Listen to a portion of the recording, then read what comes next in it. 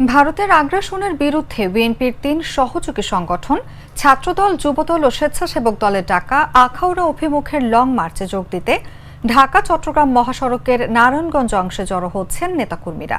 মূলত আগরতলায় বাংলাদেশের হাই কমিশনারে হামলা, এদেশের জাতীয় পতাকাকে অবমাননা ও দেশকে নিয়ে মিডিয়া পাড়ায় মিথ্যা প্রচারণার বিরুদ্ধে এই লং মার্চের ডাক দেওয়া হয়েছে। মহাসড়কের সাইনবোর্ড, মৌচাক ও শিমরাইল মোড়ে এই ৩ সংগঠনের নেতাকর্মীদের উপস্থিত হতে দেখা যাচ্ছে। লং মার্চ কর্মসূচিকে ঘিরে আজ বুধবার সকাল ৯টার পর থেকে এই ৩ সহযোগী সংগঠনের নেতাকর্মীদের দলে দলে জড়ো হতে দেখা যায়। বিভিন্ন প্লেকার্ড, ফেস্টুন ও স্লোগানে মুখরিত রেখেছেন মহাসড়ক।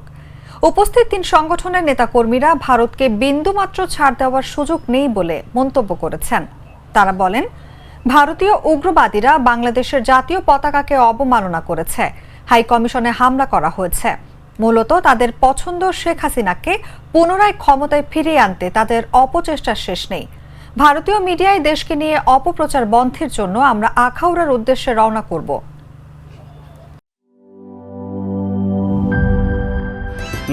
Hydrostatic pressure test.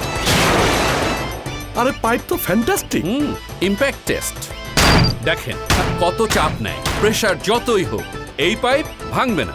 মাটির 1250 ফুট পর্যন্ত গভীর চাপ নিতে পারে আরএফএল ইউপিভিসি গ্লাস পাইপ। পাইপের বস, না কিনলে লস।